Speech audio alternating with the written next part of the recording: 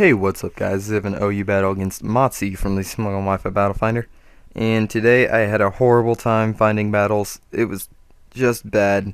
I found one good one and I ended up just getting wrecked by him because he had a Terrakion with like focus sash, which is kind of standard now, but I didn't expect it for some reason. I got demolished by this. But yeah, I made a hyper offensive team with Volcarona on it just to try it out. It's pretty fun to use. It's not very good though. I mean, I can get wins with it, just not something I would use in a tournament. So explaining these first two turns here, I started off with Ferrothorn, he started off with Sableye. I'm going to switch to Espeon because Taunt, Will-O-Wisp, whatever he wants to do is pretty obvious. So I'm just going to knock it right back at him, just so the Sableye is not really a threat in this switch-in.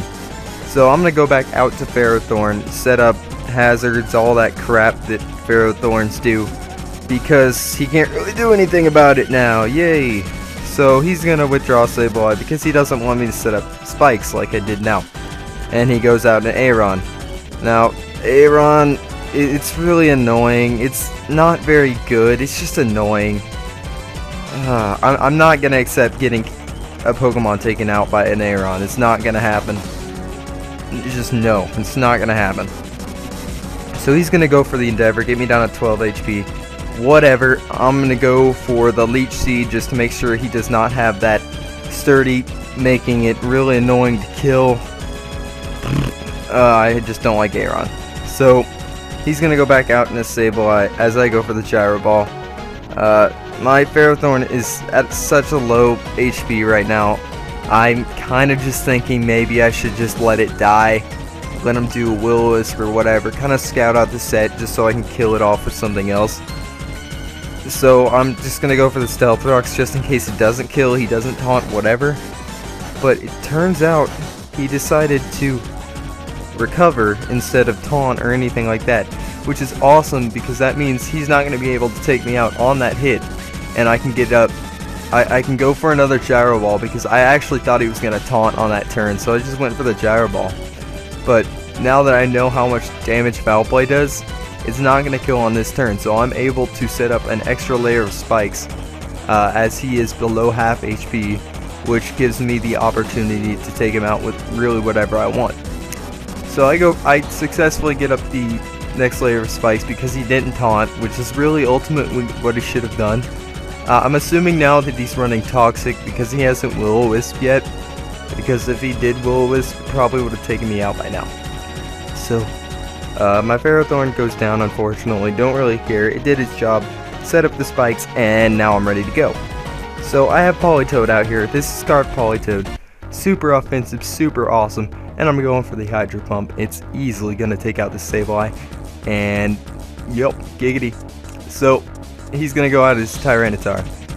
I knew it was going to Pursuit, but I was pretty sure, because Politoed does have some Natural Bolt, whether it's invested in it or not.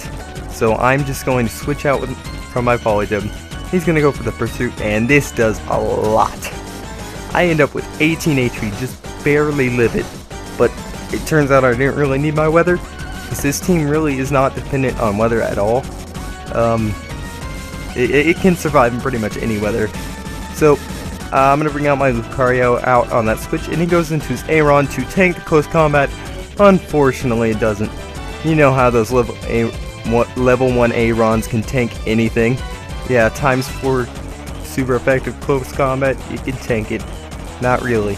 So he goes out in his Salamence. I was almost positive his Salamence was Scarf, but it turns out it wasn't.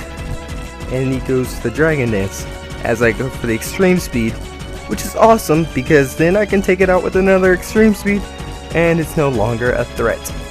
So that's why you use Scarf Salamence, everybody, because Dragon Dance just isn't really effective anymore. So he's going to go out into his Breloom, and I'm pretty sure I'm going to switch out my Lucario and go into my Espeon. He went for the Spore, which probably isn't the best idea in the world, because Espeon really was the obvious switch-in. Whether it was a Mach Punch or not, Espeon can ultimately just get rid of the Breloom, so it's really not a problem. So I'm going to go for the hidden power fighting. I thought it was fighting, I think. I don't know. I don't know what it is. I think I messed up, but whatever. It didn't really have a part in this battle. So I thought he was going to switch out, but it turns out he just left it in there. Which I'm glad he did, because if he would have switched out into Tyranitar like I was predicting, then I would have been screwed. So pretty good for me. So I'm going to go for the hidden power on this Scizor.